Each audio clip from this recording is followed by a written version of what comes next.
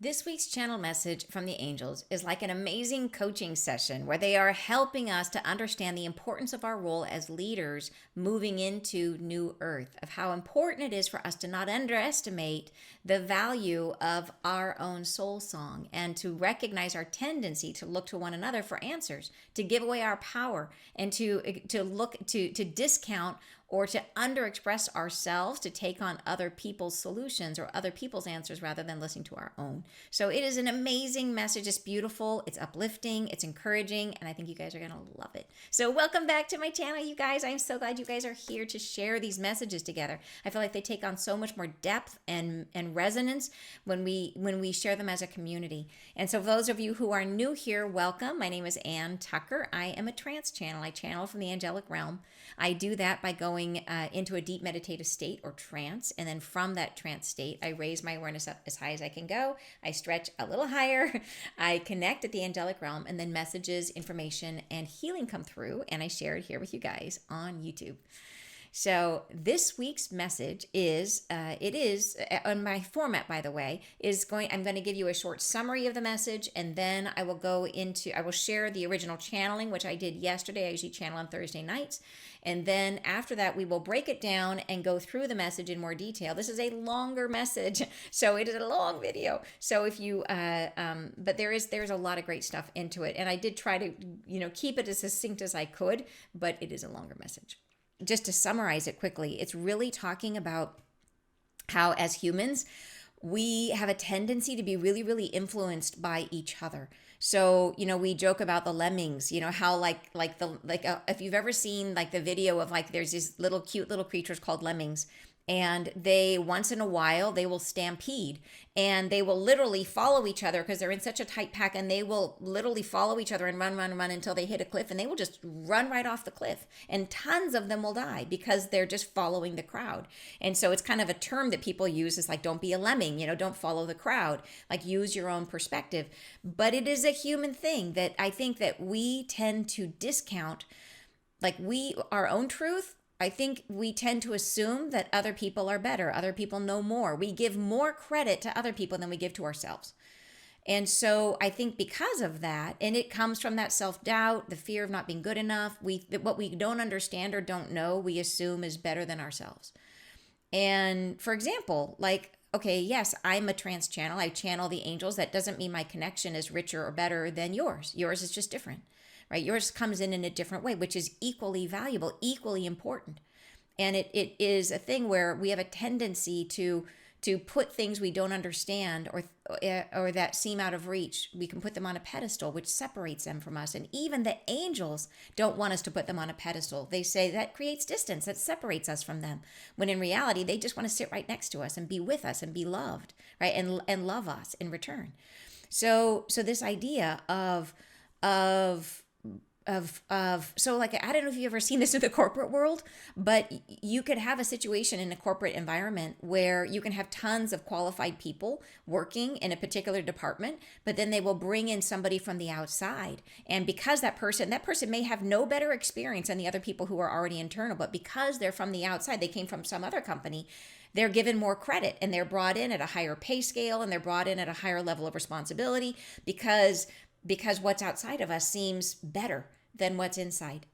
And I've seen it happen again and again and again, and I know we do this. So in this message, the angels are saying that this is the tendency of humanity, is to discount what we know, to discount who we are, to discount our own truth, and to look to others to have the answers. And to like, maybe you're coming into a situation where you have an idea or have an answer, and then someone else says something different, but with a lot of authority. They're like, no, this is the way, and this is what is true. And we doubt ourselves, and we tune down the volume of our own voice.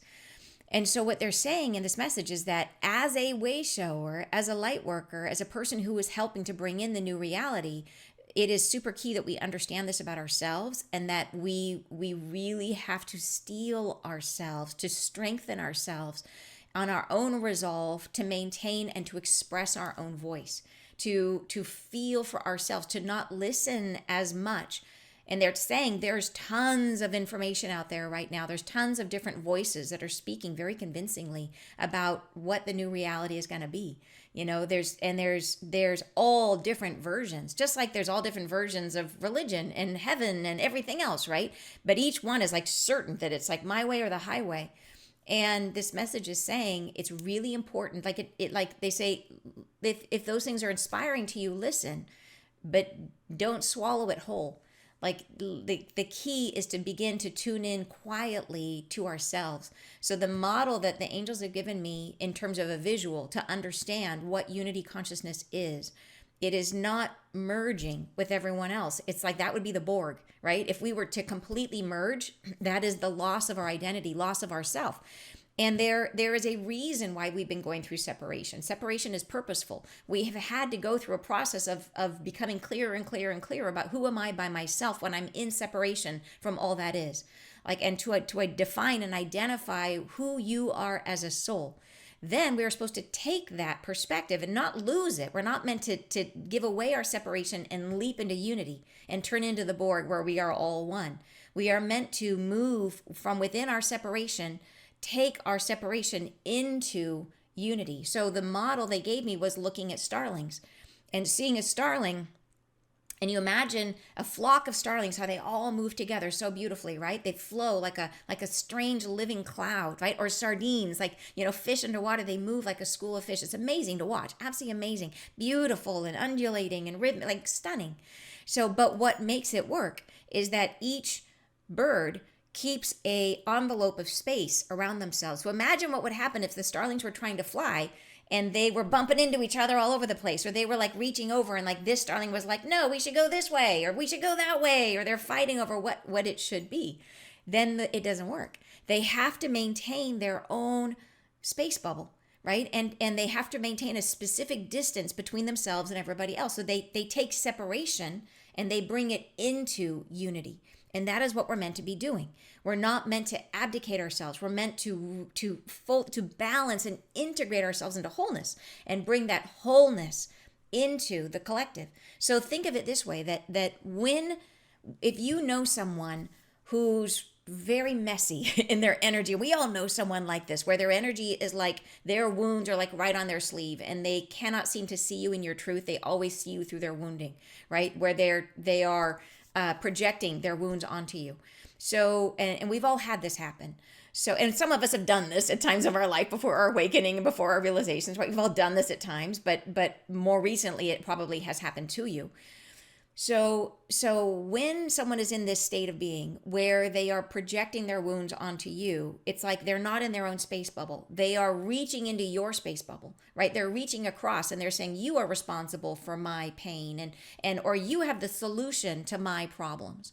And so they're not staying in their bubble. They're not integrated. They're not whole. They feel like a leaky sieve and they're trying to find answers outside of themselves. So they cannot be a starling, right? They can't because they're too messy. They'll be bumping into everybody. So the idea is we have to come whole, central in ourselves. And then from that centered place where we are truly in separation because we are unified inside, then we become balanced and we are able to fly like the starlings, to move into unity from that togetherness inside, unity inside yields unity outside. So this is the idea. And this is what they're trying to coach us through here. They're trying to say this is one of the ways that we get in our own way, is because we give away our own power, is that we assume that others know better, that we will abdicate our own truth because somebody else's truth sounds convincing. And but there's more to it. And I will just share the message with you so you get the whole picture, because they always say it way better than I can. So before we dive in, you guys know, coming up, I've mentioned it, but if you are on the fence thinking about joining me in October for the Expand Your Heart Retreat, I would love for you to join me. So it's going to be in Seattle, coming up October 23rd, that weekend. And if you'd like more about it, I'm going to go ahead and post, and we have a video showing you a behind the scenes picture of our idea of what happens at these retreats. But it is a deep dive intensive experience with the mother of creation. But we're doing channeling like all day long, 3 times a day. It's eat, pray, love, eat, pray, love. Like we're deep immersed in spirit. But the thing that I love is the connection that happens, how we are together. When we are in isolation, our light doesn't come out, right? Our light stays inside of us. When we're together, our light comes out and we connect and we create the light together. And in this event, the light that is created is incredible. You see people, even the shyest people, the quietest people, as the day moves on, the vibrations going up and up. All of a sudden, they're out meeting everybody and making friends with everybody. And it's just an amazing thing to watch. So anyways, and it's fun, and we have Saturday night party, and it's a goofy, fun, wonderful, spiritual, intensive, gorgeous experience. So join us. There are still spots left. Some of the deeper experiences are full, but there are still some spots left, and we would love for you to be there. And we will have a link here for you guys. It's on my website, anntucker.com, as you guys know. And there's a tab in there for live events. All right, so if you guys are ready, shall we dive into the message? All right, let's do it. Beginning in 5, 4, 3, 2, 1. We are within. We begin speaking.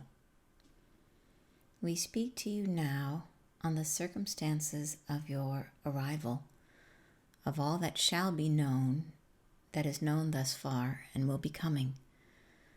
Your share of information is only partial. Your understanding cannot meet the truth of your whereabouts and where you are going. The fullness of your arrival shall be shown in the present moment, upon the instant, upon the threshold of your transformation. Your share of information, only partially drawn, creates confusion amongst yourselves. Many stories have been met and retold and shared equally amongst yourselves. Partial truths, half understandings contorted through the vibration of knowledge that you contain, taking on the cast of truth, but holding only a reference point to it. The seldom shown reality that you share is transforming. This is true. The veritable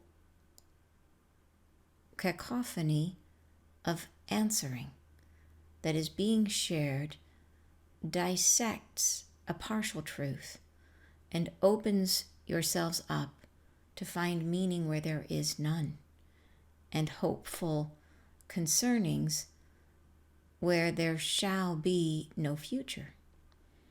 The truth, as you ready yourselves, becomes even and steadied.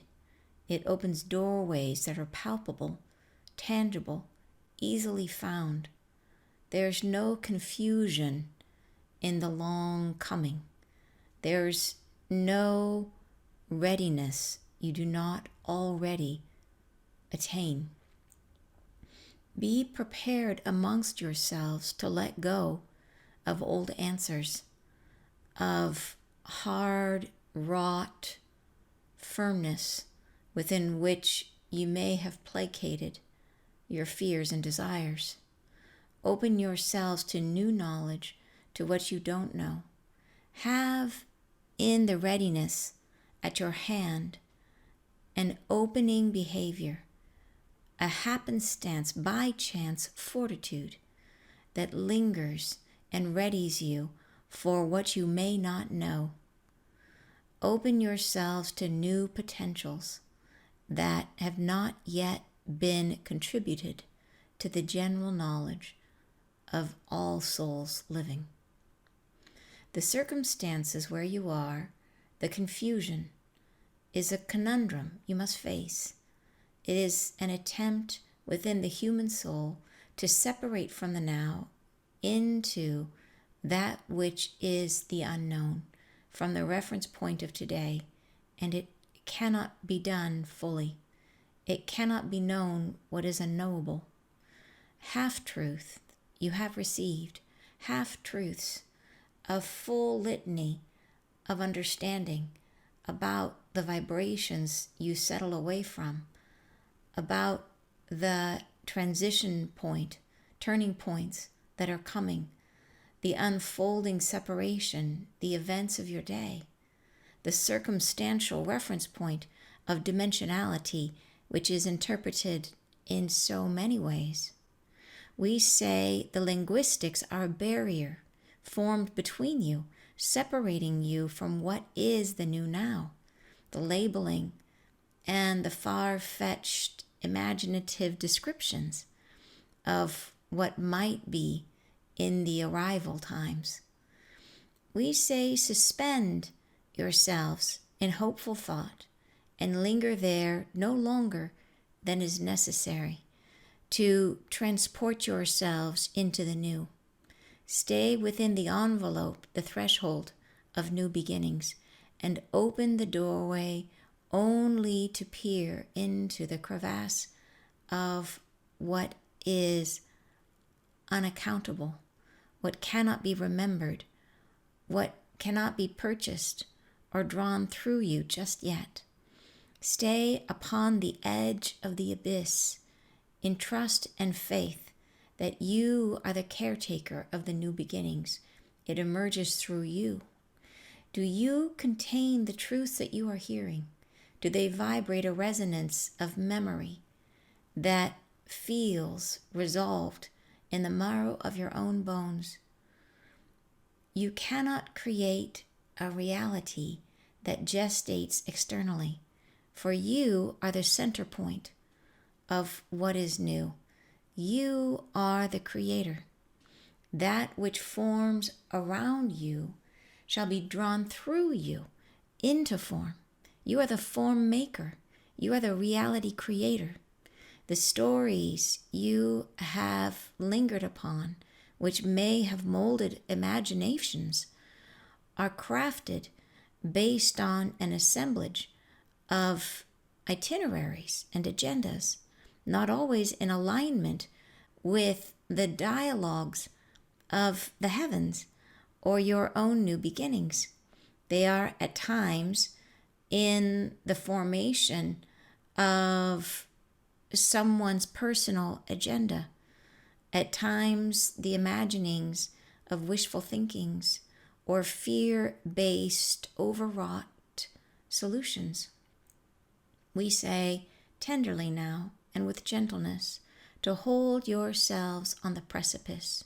The new beginning, the new doorway centers within you.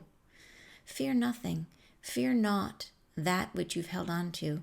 Simply derive from within, internal, the suggestive power of opening. Let the self, let the soul be alive to new circumstances. Let the self as you are feel the vibrations of the times that are expanding before you. There can be no hope that is held too tightly, for hope springs from the loosely opening soil of a cleared ground.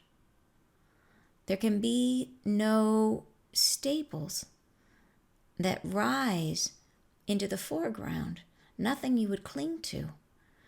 It is the foreshadowed hope that drifts and casts itself over, delaying your start. We say, open your heart to trusting yourselves, trusting your own answers.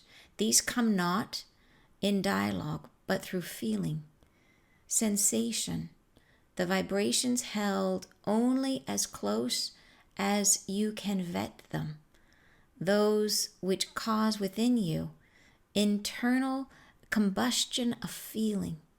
These sensations shall rise not all at once in the beginning, seldomly held, but when they do, the feelings become palpable. Allow the self as you are this gentle opening. Standing upon the precipice of a new beginning is a request to linger in a dance where you know not the steps. It is a sensation of discomfort, and we know this. We speak to you in gentleness along the corridor of a long known horizon wherein you are on a pathway that must unfold directionally. It is a pathway within which your work is cut out. The manifester shall reveal what comes forward. We say to yourselves the reliance upon another's stories, the divestiture of your own will into the fold of fear or the causal atmosphere of cultural renown. These portals are not doorways, but distractions from the truth of self. Following your own lead, listening to your own heart, readying yourselves for the perfection of self, for the realism of your own truth. This is vibrational. This is sensational. It is elemental to the beingness of who you are. There is no externality that you must wait for. There is no being who must come. There is no transporting that need happen. There are no fears you must settle, no violence from outside. There is no one and nothing other than self in the wholeness of who you are, where thought begins and ends and flourishes in the bounty of wisdom you carry in the feeling self of your eternal now. Let the soul as you are continue to play melodically the sonnets of your new beginning. This sound is coming in the silence, in the stillness, in the momentary reflections, in the pool of light that settles upon your own skin and nowhere else. You are the new sound triumphant of a great call to open yourselves. Become the light that is sharing. Become the light that is truth, opening to itself. Renown is the spirit of a soul that stirs itself into song. Be this self, your truth, your pronouncement, your dialogue. Listen no more to the heartstrings that pull against you, that break against the shores of your own reality, that create confusion, that draw you against your own expression. Let them falter. Let them call away to other shores. Yours can be met in the peace of your own truth. Stay in the stillness, in the vibration of your own soul. Listening is the factor that will yield the most benefits. In the stillness and the calm of your own vibration, seek to hear what changes. Listening to the earth, to her call, to her song, to the birds, to the sounds of the earth as she moves. In movement there is vibration that attunes itself, and among these the glimmers are forming. Your own sensations will rise in a hopeful gesture, listening to the call of separation, of what was before and now is becoming. Listen to your internal dialogue of divestiture. What shall you quit? What shall you leave behind? What transports you now in your willingness to believe in what you are? There are forms and formless states which arrive in these moments. There are new sensations which evolve, but yours is only the truth that matters. There are belonging times in the foreground, moments where you will join with one another, holding hands and singing hurrah upon the shores of reluctance given way. You will feel yourselves made anew. But upon that moment, stop and listen to your own soul and your own truth. Stay within your own individuality, the measure of your own expression, and using these powers, your voice, your attunement, let yourself linger in the company of others or in solitude to bring to bear the fullness of your own soul. Let yourself rise and be beheld. Do not undervalue your truth. Do not leave behind the full measure of your own blessings. Take them with you. Bring them to the forefront. Be guarded against an overpowering urge to blend and merge your truth with another's. Sing your song first and primary. In the union of many voices, each one has a particularity, a sonnet of their own song, a new beginning that shall only be known in the unity of individuality that concerns itself with its own performance within the whole. Stay within this knowledge. Do not release yourself so easily. Do not be pulled or swayed against your internal nature. Linger within the palpable feelings which come and are coming. Stay within the individuality which you will accept as truth. It may not feel exotic. It may not feel a form you can settle upon as better than self, for there is no such thing. You are the one that heralds the new beginning. You bring this in each breath, in each moment. We ask of you to linger in the moments of reflection, to bring yourself to bear, to linger upon your own thoughts and your own willingnesses, to breathe into richness and fullness a greater portion of your own truth. We say blessings, thank you, and goodbye. So yeah, totally a coaching message. Like it feels like that, like we are in the locker room and they are giving us the pep talk. You know what I mean? Like and to me, it is like we need to really not undersell ourselves. It's that idea that what if you really believed? Like what if you like became like something happened and something was revealed and suddenly you realized that you were like the king of a nation or the queen of a nation? Like what would happen? And like if everyone pointed to you and everything was, there was no doubting it, you were the leader, you know? And it was a thing, like a random thing you didn't even know. And then all of a sudden, oh my gosh, you're in charge. And here it is. And it's like by divine right and no one can doubt it. And everybody agrees. And everyone's like, yay, you're the king or queen. Like, what would you feel in that moment? Like, would you doubt yourself? Like maybe you would be like, oh my gosh, this is a lot. But it would be like, okay, I have to do this now. I have to lead.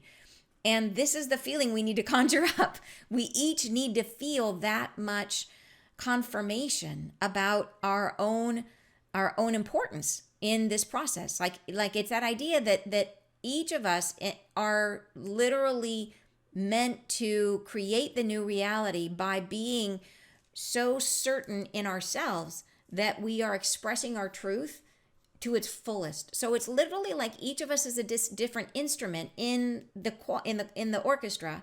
And if we are not playing our instrument fully, if we're like, oh wow, maybe I should have picked the oboe, you know, and we're trying to make our clarinet sound like an oboe, it's like it's not going to work. We have to be like clarinet all the way, you know, just like play it as loud and as fully and as much as we can. And like that's the idea. And this is not easy for us because they're saying we are going to get to a place where we are, and I love the mess or the image they gave us of like standing at the beginning of a dance where you don't know the steps, and how uncomfortable that is. If you have ever like been in a wedding where all of a sudden like you're on the dance floor and everyone starts doing a dance and everyone knows the steps but you know, and it is like, oh my God, what am I doing? You know, you're trying to follow along, or an aerobics class, you know, or like if you've ever done like a Zumba class or whatever, you know, and you don't, everybody else, and you're like, I want to be in the back. No one watch me because I don't know the steps. That's the feeling. And so what we do is we're trying to watch others and we're trying to see what they do and we're trying to copy them. And that's what it is when we don't know, particularly when we're in groups and community. We look to others and we try to do what they do, and we try to see their answers.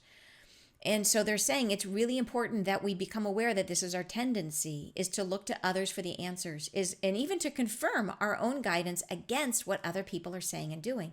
And they're saying it's not going to work if we do that. If we take our truth and we say, what's your truth? Like, what answer did you get? You know? And then, quickly, I'm going to erase mine and put your answer down, because we believe them more than we believe ourselves. They're saying it's not going to work if we do that. We have to say, your answer is valid and my answer is valid. And I need to say my answer as loud as I can, right? I need to believe in my answer. And so what is the answer? Like, what is that? Like, what does it mean to like say your truth and speak your truth and all of that? Like, it's so vague. Like, what does that mean? And I say it is, it is a little bit about, there's a healing piece of that, which is the integration of all of who you are. Is the acceptance of yourself and all of your differences and all of your quirks and all of your woundings. It is coming to that place of saying, I'm great the way that I am. Like I'm like, I love myself through everything I've been through. Like, that's a huge piece of it, getting to that space of self-love. And then there's also the piece of saying, okay, and that has given me a unique perspective. Like, what I have been through has brought me to a place where I see things a little bit differently than everybody else. And so do you. You see things a little bit differently. Like, you have a unique perspective. And that perspective is going to come out of you whether you try to show it or not. So, for example, if we all, and I've seen this where I used to be really into painting, and I traveled to Italy on this amazing dream trip with this one artist I really respected and admired. And we were all there, and we would, during the day, she would give us demos. So she would create a gorgeous painting, and we would watch her do it. And then we would all try to imitate that same painting, learning from her technique and what she did. And at the end of the session, we would all walk around, and everybody would have painted the same scene, but no two paintings looked the same. As a matter of fact, they were dramatically different. And you could easily figure out, without knowing who painted which painting, you knew who did it. Like, you would learn each person's style, and you would know from a mile away, like, that one, you know, I know who did that painting. Even though we were literally copying the same painting, and watched her paint it. So we saw her do it, and then we tried to imitate it. And it was like 30 different paintings. And so that's the thing, is you can't repress it. You can't repress who you are. All we can do is like, where we get in our way is where we retract, and we paint a little bit less authoritatively, where we might be in the middle of painting and we stop and we look over and see how somebody else did it. We go back and we check hers, you know, and try to change what we did to try to copy more faithfully. Like, it's the doubt, right? And it's so the expression of yourself. When are you feeling natural? When are you feeling free? You know, when are you dancing in your kitchen like nobody's watching? Like, all of that. But it's everything like not being afraid to just be yourself without doubting yourself, not trying to conform. You know, if you feel like I went to this party, I went to A-Fest, which was like a Mind Valley event. I went years ago, like 7 years ago, to this event. And there's this one woman that came to one of the evenings, and she was wearing like a ball gown. Like, this was like, you know, maybe like business casual. And she came down in this fabulous ball gown. And I was like, she looked amazing, you know? And I asked her, I'm like, wow, like, you look fantastic. And she's like, yeah, I love this dress. I just wanted to wear it. Like, you be you know, go for it. Like, and that's the thing, is she was like unabashedly herself, and she's gone on to do amazing things. Like, she's an really interesting person. But that's the idea, is if you feel like if you have a way of expressing yourself, whatever it is, do you ever shrink it down? Do you ever pull it back with that idea of, how do I blend in? Am I accepted? Think about your spiritual gifts, right? There's a big one. You know how long it took me to get to the place where I would just say, yeah, I channel angels. And now I'm there, but not until like maybe I started getting like really, really accepting it like about 2 years ago, I would say. About 2 years ago. Now I just say it to everybody. Like anybody who asks, yeah, that's what I do. I'm a channel and a healer. I channel angels. That's what I do. And that's only been in the last couple of years. It took me that long to get to the place where I was like, it's what it is.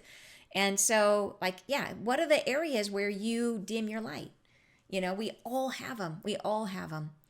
So, so I think it's a beautiful message to bring us really to that reality, or that realizing that about what we are as humans, that we have a tendency to group think.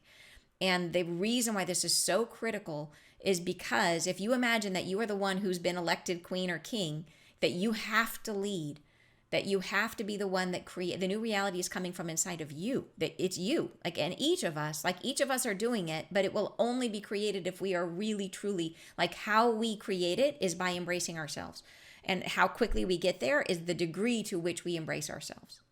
Okay, so let's break it down. Let's go through the message and talk through the different parts of it and see what else comes forward. So they start out, they say, "We speak to you now on the circumstances of your arrival, of all that shall be known, that is known thus far and will be coming. Your share of information is only partial. Your understanding cannot meet the truth of your whereabouts and where you are going. The fullness of your arrival shall be shown in the present moment, upon the instant, upon the threshold of your transformation." So this is an important beginning. In the first couple of paragraphs, they usually tell us where we're going. And here they're saying that because of the fact that we know that the new reality is not yet created. And they've told us that because we will create it when we get there, right? It's like half created. It's kind of like starting to brew. There's some kind of basic tenets that are there, but as a general rule, it will move through us into existence. It will be created from the highest expression of who we are in that moment. Because we are the reality creators. We generate the reality from inside of us. So they're saying that because of that, anything that we hear now about what's coming or what the reality is going to be, it can only tell half the story. Right? And anywhere that we are given sort of a full picture or full explanation, it's going to be only a partial truth. So because the other part of it doesn't exist yet. And I think that's the beginning of this whole message. So they go on to say, "Your share of information, only partially drawn, creates confusion amongst yourselves. Many stories have been met and retold and shared equally amongst yourselves, partial truths, half understandings, contorted to the vibration of knowledge that you contain, taking on the cast of truth, but holding only a reference point to it." So this is, if you look out across our various spiritual communities, there are so many descriptions about what the new earth is, right? So many different ideas about where we're going and what it's going to be like. And some of them involve, we're all going to get on spaceships and go somewhere else. And some of them involve, like all kinds of things. Like you've heard all kinds of stuff. And what they're saying here is that these are partially drawn truths, that they come from knowledge. Like it's like starting from where we are today, trying to come up with an explanation of something that is unknowable, and it's going to be framed by our understanding of how we are today, because that's our starting point. It's like, imagine if you go back and you look at like some of the really old prophecies, like the Hopi prophecies, and they're trying to describe modern day things like the internet. And they would describe it as a spider web, because that's the only way they would have to understand it. Spider webs in the sky, right? Or how did they describe trains? Like something, it would like it would be in a way that they could understand it. But if you were in that day, if you were a Hopi person in that day and time when they were saying great spider was in the sky, you would think, oh my God, there's going to be massive spiders. Will they eat us? You know what I mean? Like that's where you might go. You might take it literally. And it would be a half-truth based on the knowledge of that day, which is trying to take this concept we could not at that time understand and put it into a framework that we could at least get a general idea of it, which was nature. But it wouldn't be a truth, right? Take that half-truth and add to it our current reality, or that then reality, and you would think giant spiders were taking over the earth. But in fact, it's the internet. So that's kind of the idea here. that we have, and they say it's creating confusion, all these different stories that have been met and retold and shared, right, equally, partial truths, half understandings, contorted to the vibration of knowledge that you contain, taking on the cast of truth, so it kind of feels, or parts in it that might feel truthy, but they're holding only a reference point to the truth, which is that their new reality does not yet exist. That the only truth is your truth, which is what's inside of you. What's inside of you is what the new reality will be. And that's the real crux of this whole message. Next paragraph, they say the seldom shown reality that you share is transforming. This is true. The veritable cacophony of answering that is being shared dissects a partial truth and opens yourselves up to find meaning where there is none and hopeful concernings where there shall be no future. So this is that idea of and I think it's because we crave, like, the unknown, being uncertain is scary for us. Like, we really want to have more of a concrete idea of what things are going to become. And we have some ideas, like we have ideas of what might be and possibilities, but it's more about vibrations. It's more about that we know that we're moving into unity. We know that we're moving into community. We know that, there's these ideas, and we have ideas of how that might evolve and what it might look like down the road.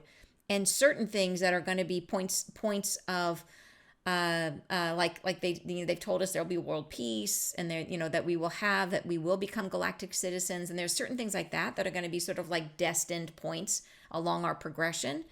But what are the ins and outs of this existence? What is the daily living of this existence? That, they say, is something that we are going to create from inside of us.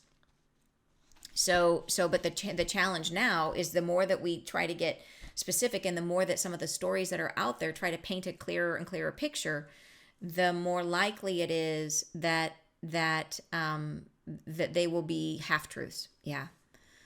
They go on to say, the truth as you ready yourselves becomes even and steadied. It opens doorways that are palpable, tangible, easily found. There's no confusion in the long coming. There's no readiness you do not already attain. So they're saying that when we actually get there, when the thing happens, it will be really clear. Like when we get to the place where we're moving through our shift, and then we get to the other side, we will no longer be like uncertain. It'll be like, oh, okay. So they said that when we first come through the shift, we will come out, it'll be like we have brain fog.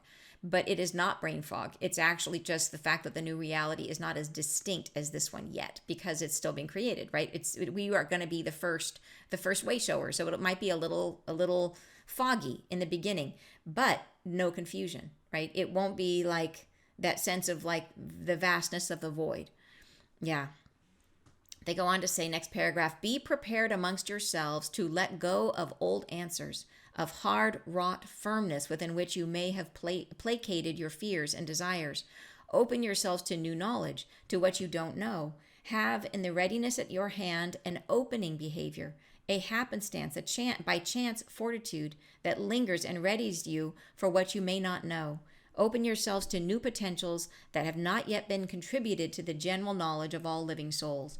So this is that idea that sometimes in these messages that are these ideas that are out there, that there may be some that really are reassuring, and that we maybe have clung to or taken on or absorbed as something that makes us feel better. It's sort of like a story that it just, it feels reassuring. And they're saying that some of those we may have to let go of, because they may be blocking us from actually seeing the truth. So they are not harmless, right? So if we're really, really locked into this idea that someone's going to come and rescue us and take us away to a different planet, that's going to be 5D or whatever, and if we're really stuck on that, it's going to make it harder for us to be present and to become the creator we're meant to be, right? So those stories can end up shutting us down, is what they're saying. It's like expectations that limit our perception. So the idea is to have an opening behavior, right? And so they could describe it as a happenstance, by chance, fortitude. So happenstance, by chance, things that happen, like it's almost like in the way that they would like us to try to cultivate a state of being is this happenstance, by chance, and fortitude is like strength.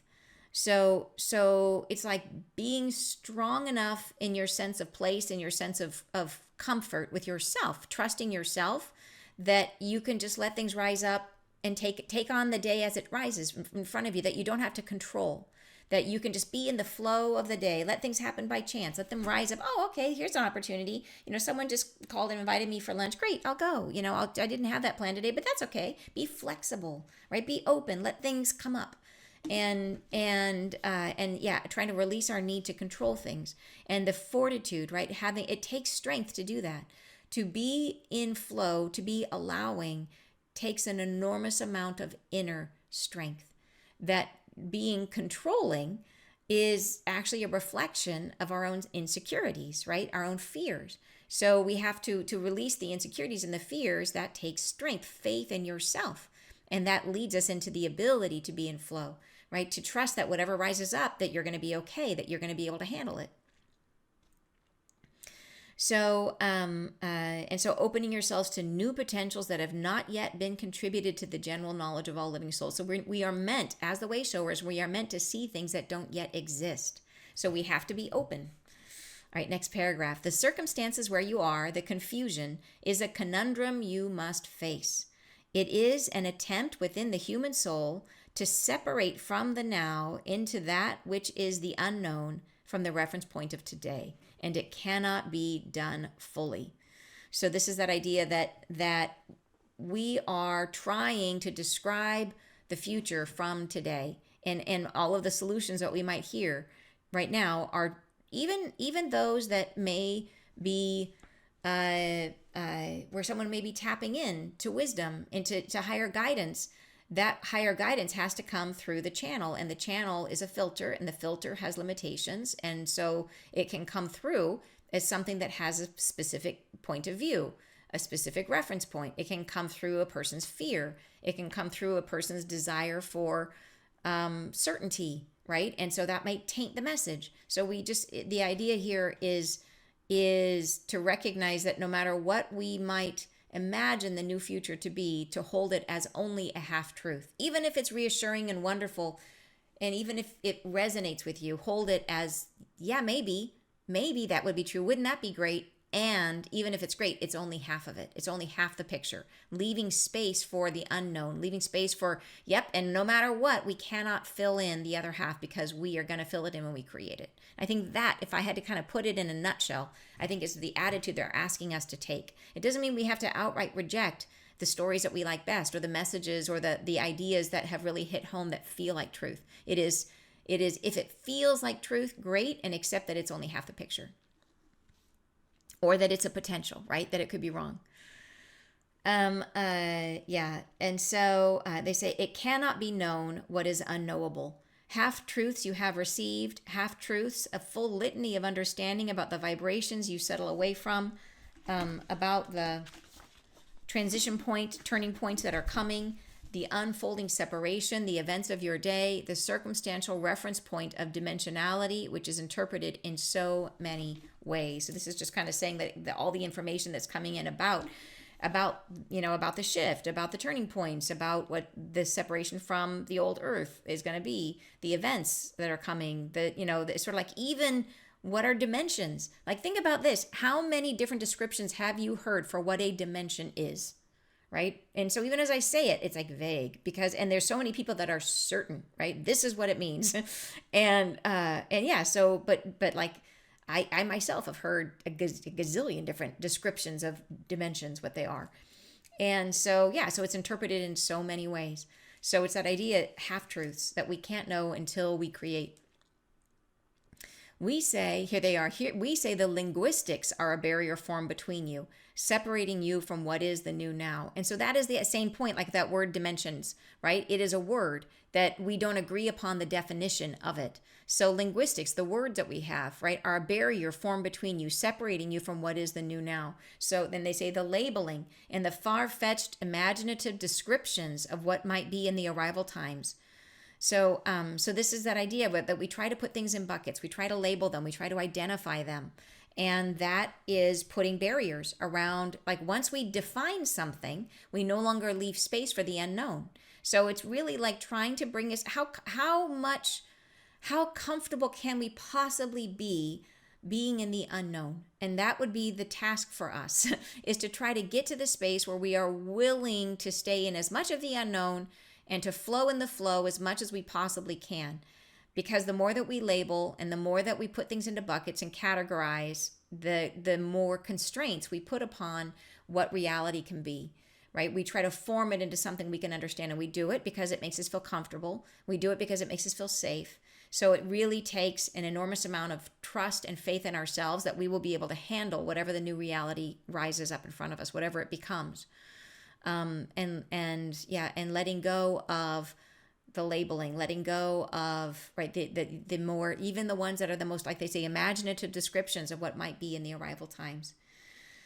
We say, suspend yourselves in hopeful thought and linger there no longer than is necessary to transport yourselves into the new. Stay within the envelope, the threshold of new beginnings, and open the doorway only to peer into the crevasse of what is unaccountable, what cannot be remembered, what cannot be purchased or drawn through you just yet. And so they're saying, like, hope has a role, right? And even these ideas that inspire you, they have a role as long as we recognize that they are a half truth, that they don't have the full picture. Even if they paint a really full picture, it can't be the full picture because the picture doesn't exist yet.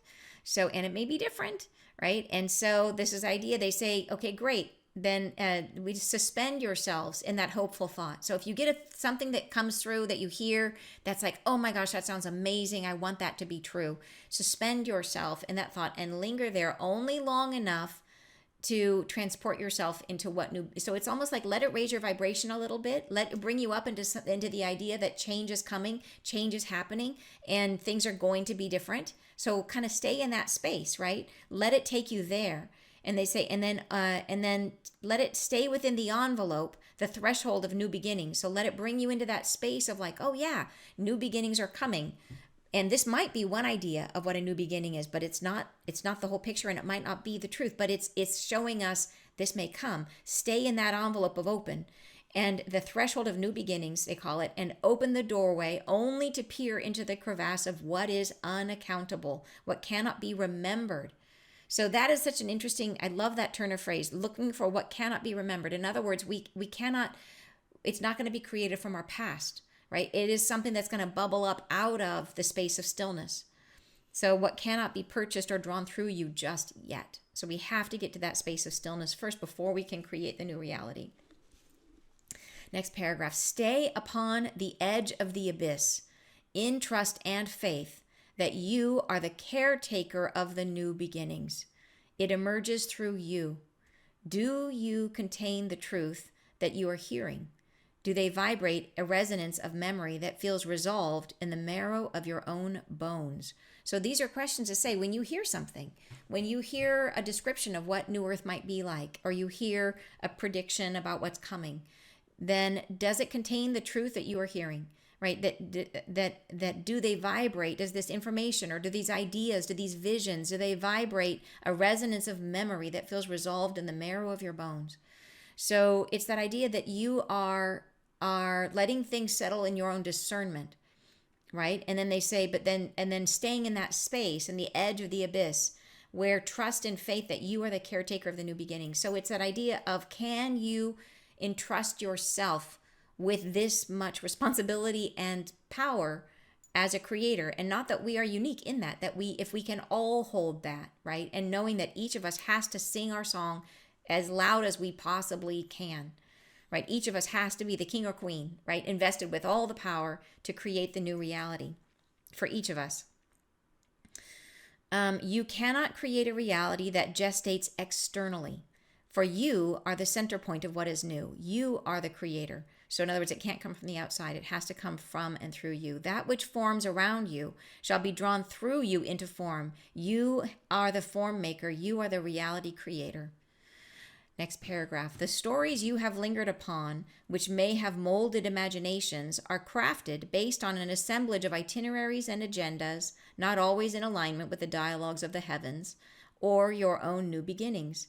They are at times in the formation of someone's personal agenda, at times the imaginings of wishful thinking or fear-based overwrought solutions. So this is sort of a guarding against like a lot of the stories that are out there that they're saying, like, where did they come from? We always want to ascribe people, like, give them the benefit of the doubt and trust that they're doing the best they can. If they're trying to bring an idea forward or share an impression they've been getting or whatever it is, wherever these stories come from, that we want to give it the benefit of the doubt, but understand that, like I said, every channel, and that is the greatest struggle of a channel, is for me, that is, I see myself, like, the greatest challenge I have to face is trying to be clear as a channel, is trying to get out of the way as much as I possibly can. It is the hardest thing to do. It's the hardest thing in the world not to listen when they're talking, and to stay out of the way, and to try to just say let it flow, right? And not constrict it, and not bring it down, and not reform it. Just let it come through. It's hard, you guys. It's not easy. And there are certain things that I just won't channel on, because, like, my kids are like, should I move to another country? I'm like, I am not neutral on that question. I cannot channel on that for you, because I cannot stay out of it. I will be in there going, listening, trying to change the message. Tell them no. Like, no, you can't go, And so it's very, very, very hard to do that. And that's why every time I channel, I pray at the beginning, please help me to be clear. Help me to get out of the way. Push me, push me out of the way. Because that's the goal. But consequently, like, I think we have to recognize that is part of our, like, just because someone channels, just because someone has information or has a connection that you might see as being a beautiful connection, does not necessarily mean that the person is healed. Many, many psychics are not healed. And so whatever they receive is coming through their own wounding. And this is the fact of the matter. Healing and spiritual abilities are not necessarily connected. Healing can open up your spiritual abilities. That's true. The more that you get things out of the way, the more your the resistance to your gifts is healed, the more likely it is that your channel will open. But there are people who've had near-death experiences where they're still just as wounded as when they got here, but all of a sudden they got the door open because they went through it again and came back again, and they left it open. So all of a sudden they're psychic, and they have visions, and they see things, and amazing, like, fantastic, but recognize they're not healed. And so what that means is that as that information comes through, it comes through the filter of that person. And I think I've shared with you guys the story of this one psychic that everybody, and I love getting readings and stuff like that. I think it's super fun. And I one time I had a reading from a woman who everybody was like, she's great. And I was floored. And this was many years ago, early on my path, long time ago. And I was floored because what she read, I was hyper aware that what she was revealing to me were my irrational fears, that somehow she had tapped into my irrational fears. And I knew they were irrational because they were like, that could never happen. It would never happen. But imagine if I had been in a weaker state. Like, imagine if I had been really easy to influence in that moment, if I had been in a low moment and I had really taken that as truth, and if I had given away my power to her and said, she's psychic, she's got the truth, and I had believed that my irrational fears were coming, it would have been a mess. It would have been an absolute mess. And it was so interesting. I actually waited a couple months, and then I did it again just to see if it was a fluke. Like, maybe that was just, nope, she did it again. Read my irrational fears. So crazy. But it just goes to show you, sure enough, yep, she's psychic as all get out, but not yet healed. And so that doesn't mean that it doesn't mean someone should wait to use their gifts until they are healed. It's just that it is our goal as a spiritual practitioner to recognize where our wounds are, and to know, like, where is it that we are likely to get in the way, and to be extra cautious in those areas. But and for her, it happened to be irrational fears, right? Fear was the issue. But the point is that being healed and being connected are not always the same thing. And so we have to use our discernment and recognize that sometimes some of the messages that may come through, and that if other people will accept those messages and take them on and repeat them, then they take on a life inside the collective consciousness, and they may have been born through a filter that was not clear. And they may have come through as a partial truth that took on dimension or context that is not of service. So it's discernment. And the only way we can really have discernment is to trust that you are the one that's going to make it. It's going to be your reality, your creation. And all of us, we are all going to create it together. The image that the angels gave us many weeks ago was the idea that the new reality, the current reality, the way that we create the current reality is like, imagine that there's one projector at the back of a movie theater and it's coming through all of us, and all of us are looking at the same movie screen, and the projector, the light, is coming from one perspective, shining through all of us because we are the reality creators. It shines through us, and then we project that shared image on the movie screen, but it's one source of light moving through all of us, and we are shared in this shared reality of, you know, uh, uh, suffering and karma and blah blah blah. In the new reality, when we shift to the new way of being, all of a sudden that image changes, and rather than being one perspective or one shared reality, one source of light, it was that, imagine that we are each standing in a circle and we are all sharing, like expanding our light in all directions, and in the center of the circle is the space where all of our realities overlap, and that becomes the agreed upon truth. But what was fascinating is that we are all also at the same time able to experience other ways of being that other people do not share. So it was like we become free. We become free to experience ourselves how we want to experience ourselves. And yes, we have a shared reality, but we can also experience ourselves outside of that shared reality, which is fascinating. And the sharing is not a thing where we are forced into it. It is a thing where this is, and it could be moving like the Starlings. It could be a thing where that shared reality evolves as we evolve, and as the shared truth of the ways in which we as a communal soul, as the earth, as a human collective consciousness, as we decide to express ourselves, that agreed upon reality can shift and morph into how we are evolving and becoming, right? Yeah, amazing, right? It's an amazing thought. I think it's an amazing thought. Real freedom, to be yourselves. Next paragraph, they say, and they're gentle with us here. They say, we say tenderly now and with gentleness. They're knowing, they're like, okay, like we don't mean to, like, they don't mean to hurt anybody's feelings or to make anybody wrong or anybody bad. They're just saying, like, that we're doing the best we can. We're living in a human body, having a human experience, and we are strongly motivated to try to lock things down and to bake them into something that we can understand. And they're saying, okay, now with gentleness, tenderly, they say, to hold yourselves on the precipice. The new beginning, the new doorway centers within you. Fear nothing. Fear not that which you've held onto. Simply derive from within, internal, the suggestive power of opening. Let the self, let the soul be alive to new circumstances. Let the self as you are feel the vibrations of the times that are expanding before you. So they're really encouraging us to try to get comfortable with not knowing, with not having the answers. So in staying in that space of openness, next paragraph, there can be no hope that is held too tightly, for hope springs from the loosely opening soil of a cleared ground. So beautiful. So this is the idea that hope, it's like that idea that it comes up from the unknown, the new beginning. It's something we have to let things be still and not try to control them very, very tightly. The tighter we control, the more we strangle things. So it's that idea that we have to let go and trust ourselves as the reality creators. And the thing is, it's not like you have to like learn how to create a reality. You will just do it. You'll do it naturally if we just get out of our own ways. If we just allow ourselves, if we trust ourselves, if we stop trying to outsource or to let go of that power by giving it to other people, right? If we stop discounting our own voice and start looking at other people's answer sheets for our own answers. Yeah. And that doesn't mean we're not meant to help one another, because we are. We are meant to help one another. We are meant to, and we're meant to inspire one another. And it is absolutely okay. So for example, say if you're a creative person, to start from a beginning that someone else had. So for example, you might hear a song that someone sings that's actually someone else wrote the song, but that other person sings it in a totally new way. And it's the same song, but totally different. And there's nothing wrong with that. It's a derivative work, we would call that. But it is at the same time a unique signature from that person. They've taken something existing and remade it into something brand new. And that counts, right? That's still an expression of themselves. It's still a part of the collective consciousness expanding. It's just when we take someone else's perspective whole hog and make it our own. When we say, that identity, that is now my identity. Or that truth, that is now my truth.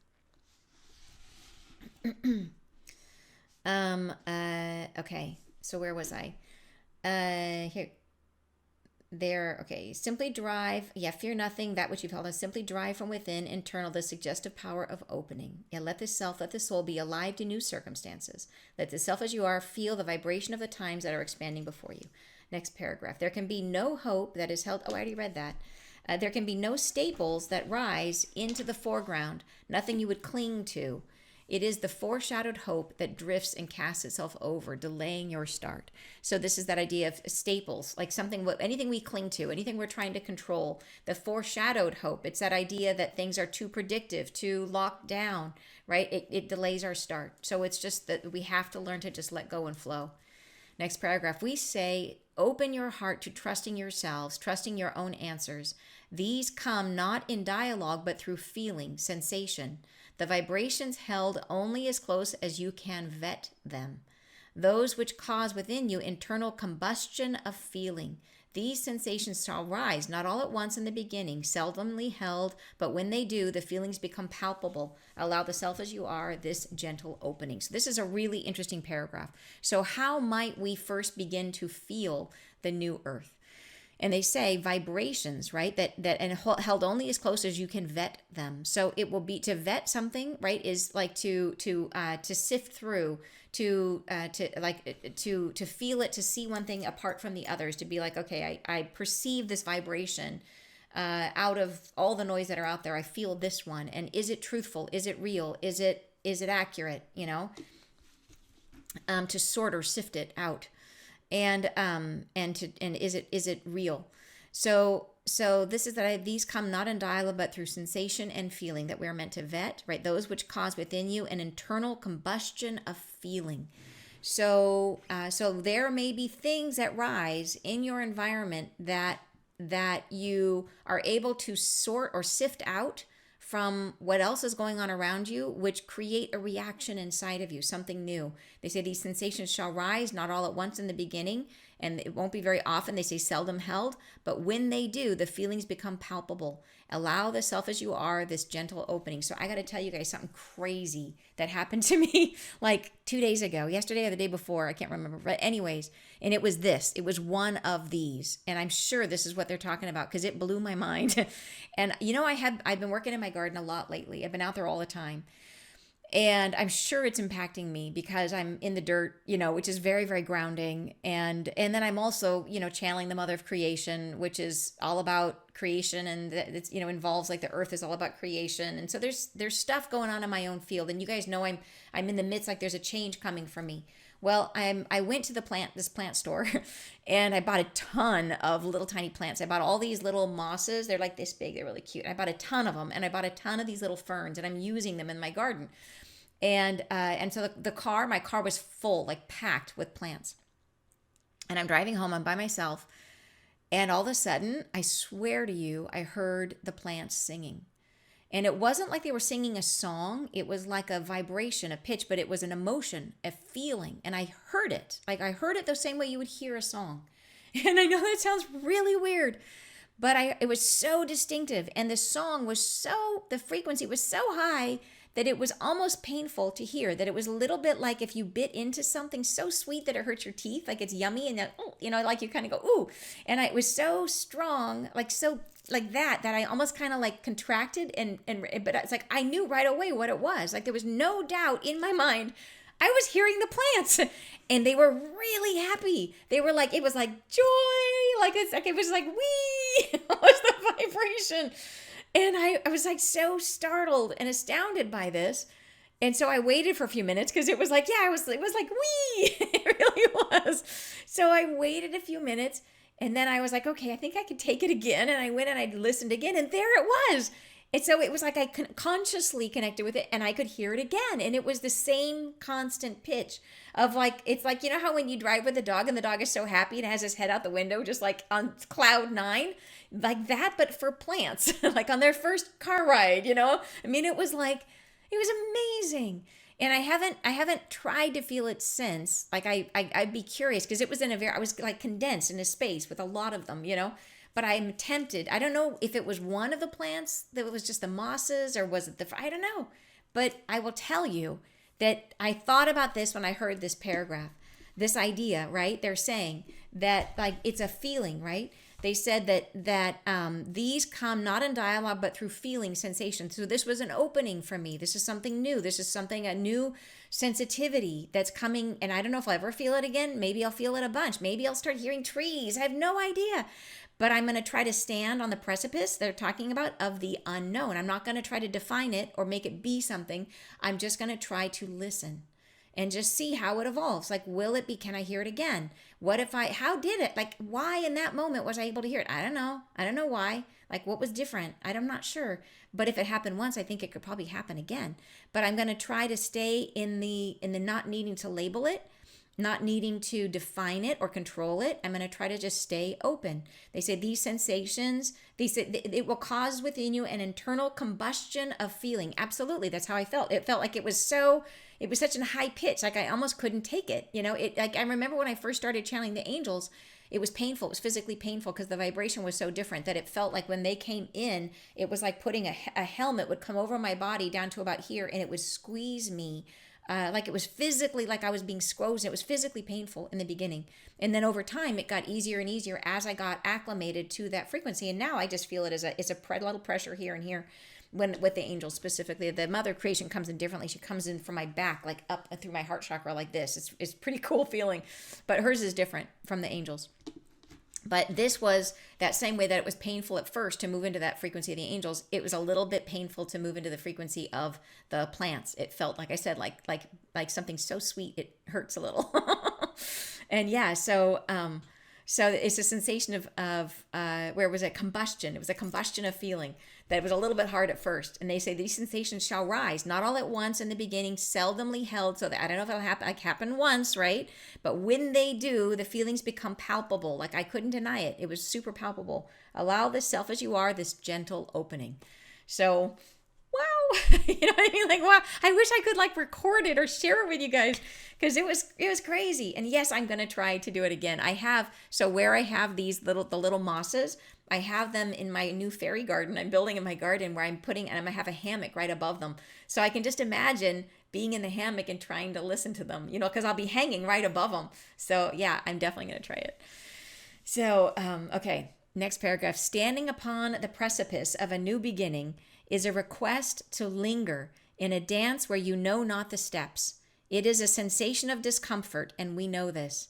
We speak to you in gentleness along the corridor of a long-known horizon, wherein you are on a pathway that must unfold directionally. It is a pathway within which your work is cut out. So and I just find this to be all of this. I find so reassuring for some reason. I really do. Hopefully you do too. But it is this idea, and I think about this for me, for this experience of hearing the plants sing, standing upon the precipice of a new beginning. It is a request to linger in a dance where you know not the steps. So that is the thing, is I'm going to try my best to just not define it, to not control it, to just to stay in the unknown, right? To linger in this space of like, that was interesting. Wow, I will try to listen. I will try to listen more. It is a sensation of discomfort, right? The not knowing. And we know this. We speak to you in gentleness along the corridor of a long known horizon, wherein you are on a pathway that must unfold directionally. So we are moving, we're progressing, we're moving towards our shift in consciousness. We are going somewhere with this. This is not just random, right? This is a pathway we are on to shift our consciousness. Yeah, it is a pathway within which your work is cut out, right? So we are active participants in this process of shifting. Next paragraph. The manifester shall reveal what comes forward, which is you, manifester, shall reveal what comes forward. We say to yourselves, the reliance upon another's stories, the divestiture of your own will into the fold of fear or the causal atmosphere of cultural renown. These portals are not doorways, but distractions from the truth of self. So this is just referring back to that idea that other people's stories, right? They actually distract us from our own truth. So if I took my experience that I just had, that if I took this thing, I listened to plants. And if I took that and I started Googling on the internet and started looking for someone to define for me what I had just felt, that can be really helpful sometimes to give you a reference or a framework. But in this moment, they're saying, what if you just sat with it? Like, what if I just let this be and I just sit with it and I try to let it define itself? And if I try to stay in the precipice of opening and not immediately try to look for other people's answers. And I think that's what they're asking me to do. So no, I haven't Googled it. I haven't looked.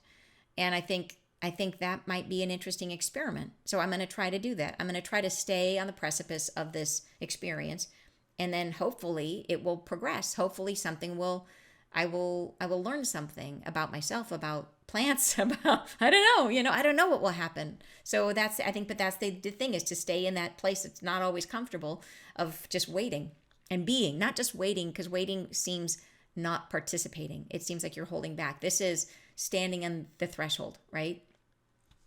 Yeah. Okay, next paragraph. Following your own lead, listening to your own heart, readying yourselves for the perfection of self, for the realism of your own truth. This is vibrational. This is sensational. It is an element. It is elemental to the beingness of who you are. There is no externality that you must wait for. There is no being who must come. There is no transporting that need happen. There are no fears you must settle, no violence from outside.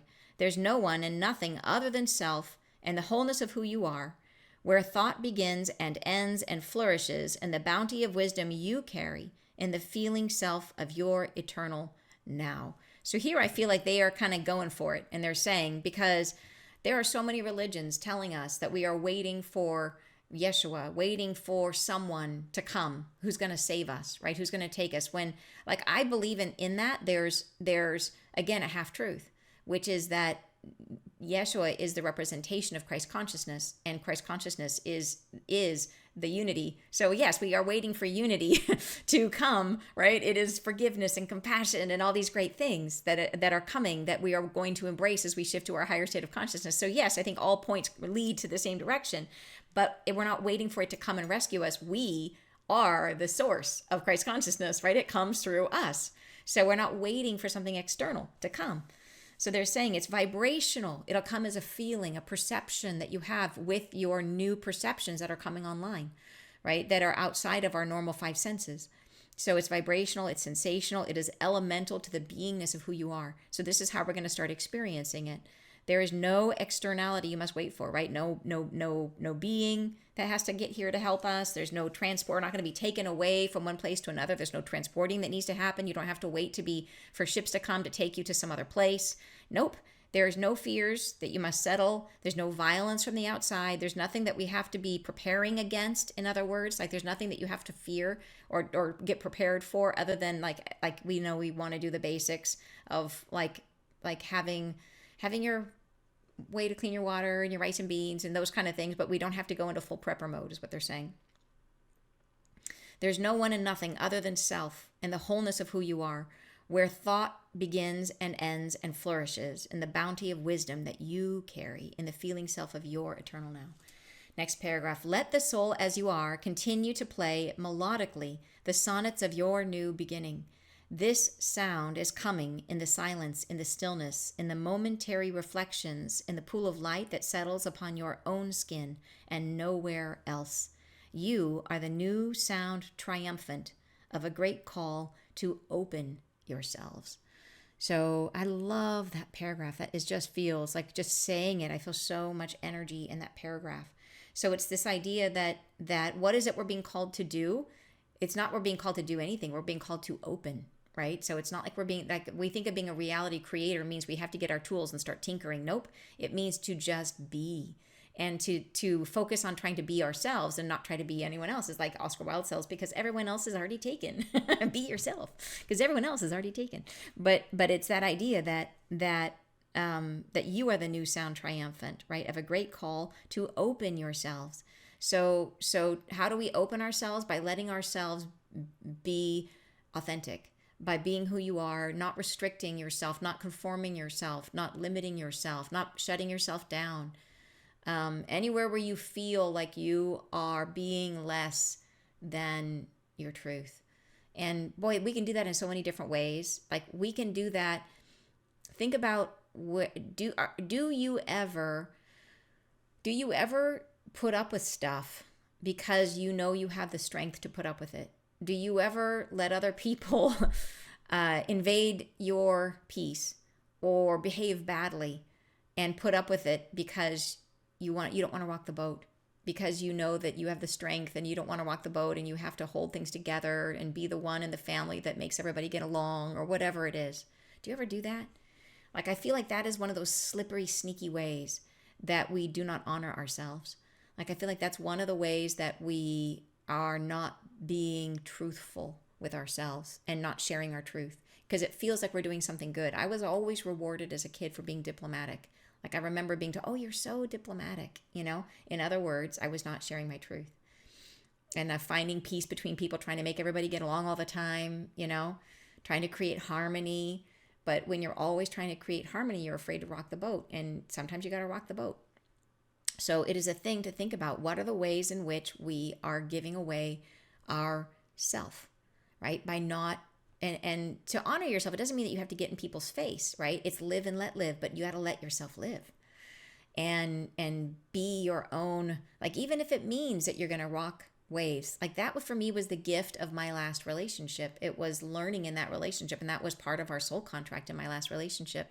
It was about learning to express my truth and learning that I'm safe, that I can do that, and that if anything, it creates more honesty and more connection.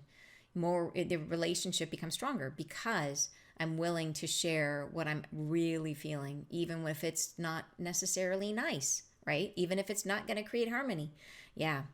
So I just mention it because I feel like, especially among all of us empaths out there, that niceness, being nice, you know, all of you nice people, we're also nice, you know, and that can sometimes be not honest. So you can always be nice when you're expressing your truth. You can say it nicely, but sometimes it can hurt someone, and we have to be willing to say it, even if sometimes it can be something that somebody else doesn't want to hear. Yeah.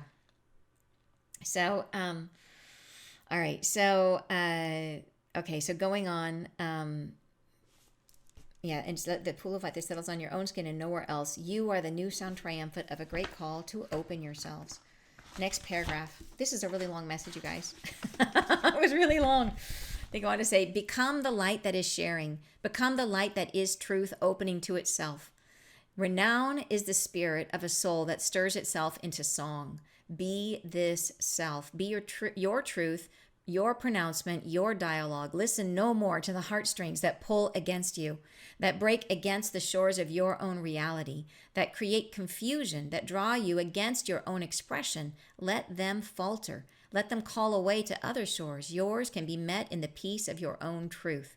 So this is that thing. What is it that feels heavy against you? Is there anywhere that you are trying to belong where it feels like belonging takes an unnecessary toll on you? Think about family stuff. Is there any way that you're trying to fit in with your family where you have to conform in a way that is really a toll and taking a tax on you?